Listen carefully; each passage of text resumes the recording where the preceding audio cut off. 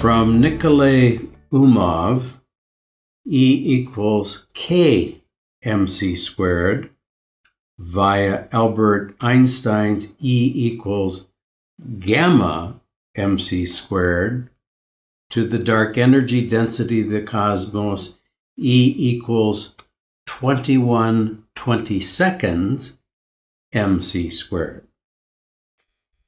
The paper starts from the remarkable classical equation of the great 19th century Russian physicist Nikolay Umov, E equals K mc squared, where 1/2 is less or equal to K is less or equal to 1. M is the mass, C is the speed of light, and E is the equivalent energy of M. After a short but deep discussion of the derivation of Umov, we move to Einstein's formula, E equals gamma mc squared, where gamma is the Lorentz factor of special relativity, and point out the interesting difference in similarity between Umov's K, or kappa I guess in Greek, and Lorentz-Einstein gamma. This is particularly considered in depth for the special case which leads to the famous equation, E equals mc squared, that is interpreted here to be the maximal cosmic energy density possible. Subsequently, we discuss the dissection of E equals mc squared into two components, namely the cosmic dark energy density, which is equal to 21/22 mc squared, and the ordinary energy density, mc squared divided by 22, or 1/22 mc squared. Finally, we move from this to the three-part dissection, where we show that E is simply the sum of pure dark energy plus dark matter energy, as well as the ordinary energy. Yeah, well, the best thing at the end, I never had so much joy writing a paper like writing this paper, and it's really have a history. I can say it to you. I would like to talk about it in a bit of detail. First, this paper was published in a journal for mechanics. World Journal of Mechanics. And incredible, nobody ever referred to this paper till now. It's not old, still relatively new, and there is too many journals, but nobody, except my friends, people who know me, refer to this paper now. But it shot to something like 5,000 downloads. Suddenly. Shot over a short period, and it is #1 in the most popular paper in the journal. But nobody referred to it. But they downloaded. 1,000 downloads, but no one. No. And it has really a more interesting story behind that. Few years ago, not very long ago, I became very friendly with a man I never met till now, who invited me to come and live with him in his new apartment in Spain. He has space with him. And the strange thing about this new friend, he's Israeli, and I'm Egyptian. And he is really an Israeli nationalist, and I am an Egyptian nationalist in the positive sense of the word. I became such a friend, and he wanted me that we work together. And his name is Alex Babshin. And Alex, we became so close, and we defend each other intuitively. When anybody attack him on the net, we find we have the same opinion. We never met till now. And Alex always mildly, he's a Jew. And he is from a Russian origin. He was actually in Moscow. And his wife is Ukrainian. he is not an anti-Semitic Jew, but he always lacked the sufficient respect for the personality of Einstein.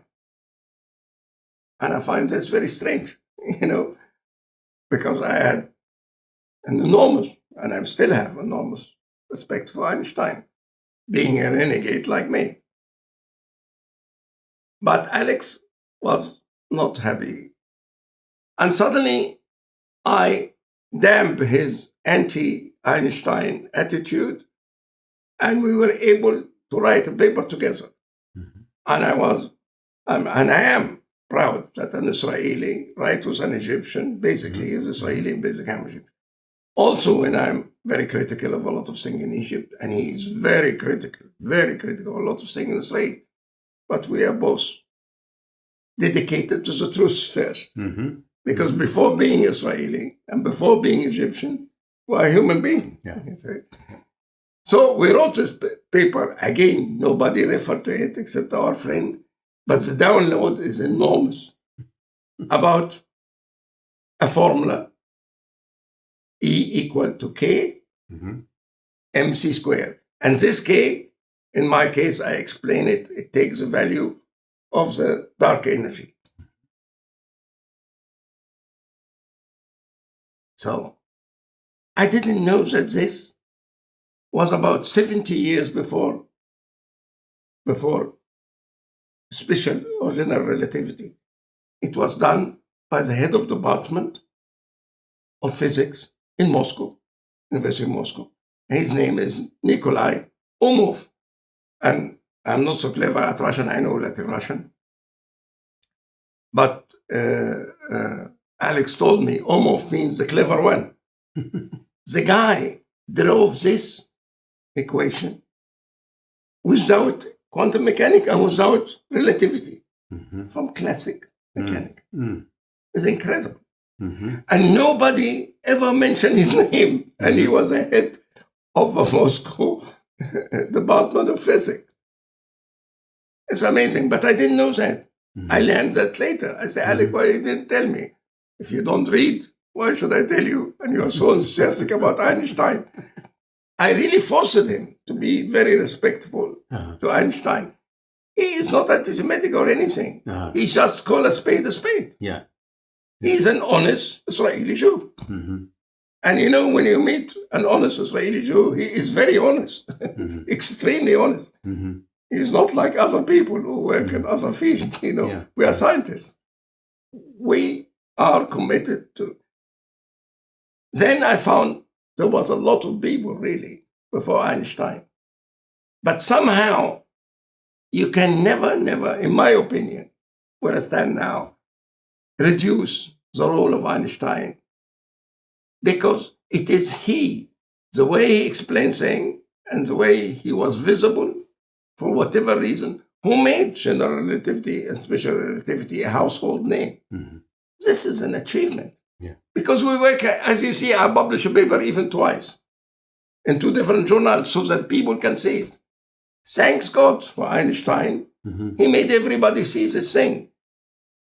But then again, the formula of Einstein, E equal mc squared, which I thought is a formula, side issue of special relativity. It's more important than special relativity and general relativity, and what not understood by anybody, not me, not Einstein.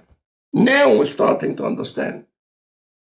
E equal mc squared is a constant of the cosmos. It is one of the most fundamental. How on earth did Einstein or anybody like Einstein come to it? I don't know. Because we didn't have the knowledge to be. Actually, Einstein made 6 or 7 attempts to prove it. And all of them were wrong. And at last, he made a proof which we all accept as right.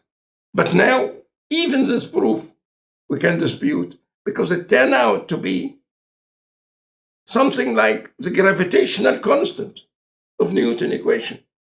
Something like it is a cosmological constant, like the cosmological constant he was dreaming of. And then he said, das war meine größte Iserei. That was the most donkey move I ever done. And this donkey move, he called it Einstein donkey move, was how we now interpret dark energy, because it's a cosmological constant. You know, so it's amazing how much is hidden in E equal mc squared. It is 3 quantum components added together. They hide behind the smooth. And you can really, using the heterotic string theory of David Gross, to dissect it in the 3 parts: dark matter, pure dark energy, and normal energy, the normal energy. But the normal energy, which Einstein thought he wrote it, equal or converting matter into energy, E equal mc squared, in reality is only 4%. The rest are dark matter and pure dark energy. And all this was hidden, and nobody can convince me, nor convince Einstein for this matter, that we could have understood that at the time when Einstein was working on it.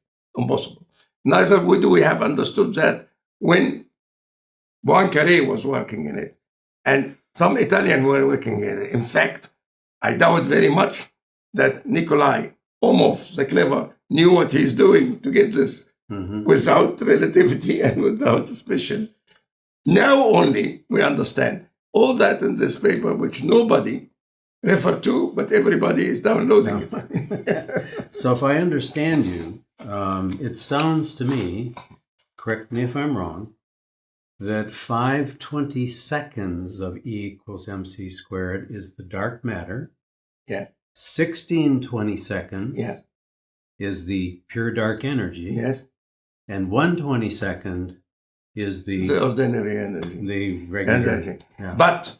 But you didn't see the golden mean here. It's really without the golden. There are coupling between that. They are not exactly. It's 5 minus a little bit, and the other 16 plus a little bit. And this little bit turned out to be something incredible. It means everything. First, they are the golden mean to the power 3 multiplied with 1 minus the golden mean to the power 3, and it's a very small quantity, and it turned out to be something unbelievable. Even the man who invented it doesn't believe me till now, or is busy doing other things. It is Renormalon, a hypothetical particle, which turned out to be, I say, it's a real particle. We don't have just the technology to really catch it. Renormalon. A real normalon. Yes, that's what you're saying. A Renormalon. A renormalon. Renormal. One word. This is a word trying to make it sound like a particle from a maneuver which got my friend Zerahoff the Nobel Prize. Yes. He was able to renormalize, doing a trick by making space-time, the 4, a little bit less. And when he do that, his calculation work. And he thought for a long time, it's a perturbation trick to extract a solution which you otherwise would get a singularity, either 0 or infinity, and you have no solution. And the renormalization procedure, it's called dimensional renormalization. And then the teacher, or the doctor father, or the thesis supervisor of Nobel laureate Zerahoff, when he was a young man, and he together, his teacher said, what if this is really physics and not just a mathematical maneuver? And he said that in one of his books and dwell about it, and he explained it to me also because I was interested in it. I presented this paper, I think, in a conference where he was there and a few other Nobel laureates was there. And this was not easy because I was frightened. He said, they tried, but then at the end said, no, it isn't. And suddenly, through my work, I find not only it is likely, it is definitely there. There is a Renormalon particle, which we haven't discovered yet, except theoretically. And it is playing coupling between the 16 and the 5 and the 1. And you take a little bit from here and put it here, but the coupling is internal. At the end, you get the same result, but you don't understand what you're getting. And this Renormalon I call it Toft Renormalon particle, to his pain, definitely, because he didn't acknowledge it till now. I think they will have a hell of a time if they find it, not to give me a Nobel Prize. Well, needless to say, it's a golden coupling that's going on. Exactly. It's a golden coupling.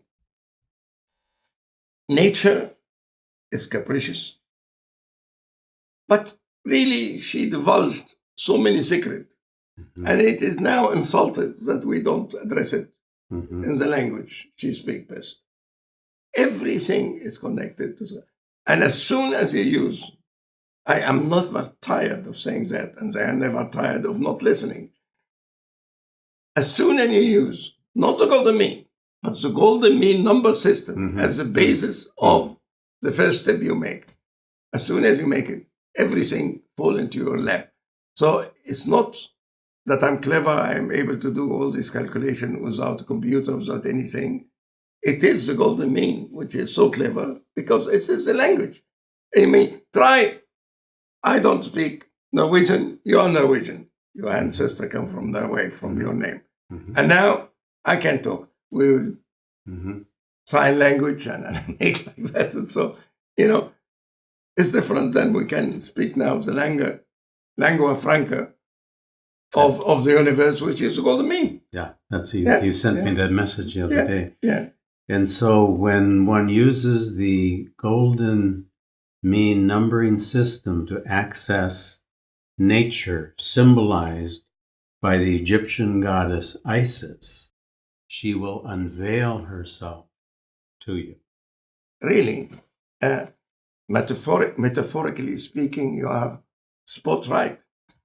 And it is sad that because of it, the golden mean is a victim of its success because it dominated science. Bela Bartok used it in his composition, Beethoven, Bach. It is in biology, in philotexis, so much success that so many people who are not regarded as knights of the temple of difficult things. You see, I had a fantastic Egyptian friend and teacher who was professor, very famous professor of electrotechnique. And I always go to him, Asser Zaki. He's from Alexandria. And he's blonde eye. I don't know how he's Egyptian. He's Upper Egyptian, actually. Must be Napoleon when he occupied Egypt. Blonde, tall, slim, speak 6 or 7 languages fluently, including English like an English gentleman, not like me. And I was always to go to him and say, Asser, look to my paper. And then son, frequently he's saying, where is Mohamed, the 5% mystic and folk? I say, what? Yes, Mohamed, you must make your paper to be published a little bit foggy and a little bit mystique, in order that they feel that you are cleverer than them and accept it for publication. So I think that is a problem. Things that here is opposite of what I said. Not that we are sloppy. Sometimes we are not mystique enough and foggy enough so that people accept things as they are. Golden mean is a victim of its popularity. It's a very popular thing. And it's about time that we grow up and don't judge things so superficially and see the enormous power in such a simple tool, which logic has given us. And as we said yesterday, the question which was asked frequently, did God had any choice in creating the world as it is, the best of all possibility, as Leibniz say? And the answer really, no and yes. When God created logic, he had nothing to do after that. He leave logic take over, you know. Yeah.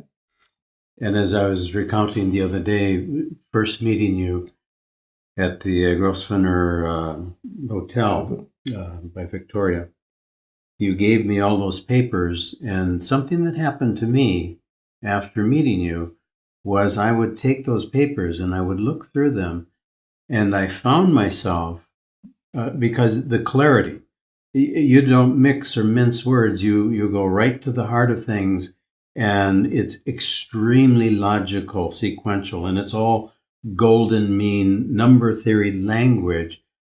I was practically having spiritual experiences simply looking at the formulas you would use.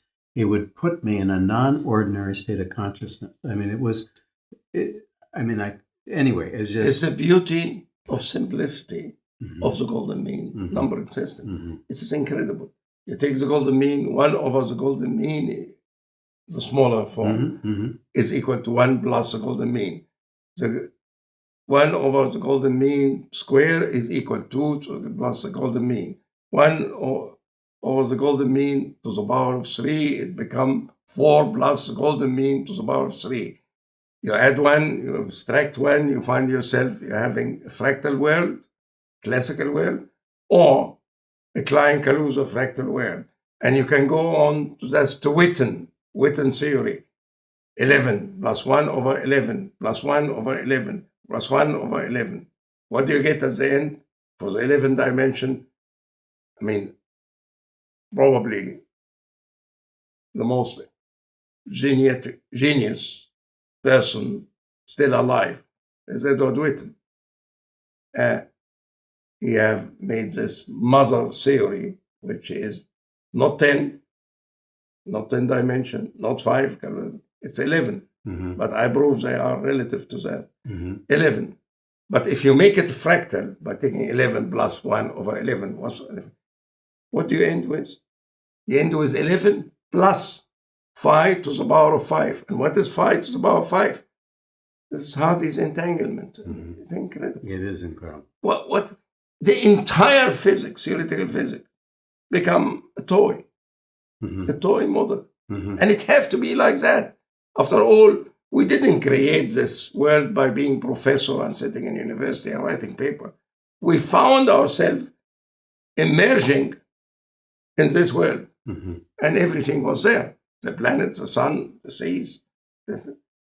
So this non-living, living world must have a very simple procedure and method to create all this variety. And it's coming now when you have the number system, the lingua franca of the universe, everything become trivial, exactly as the sorcerer, John Archibald Wheeler said many, many years ago.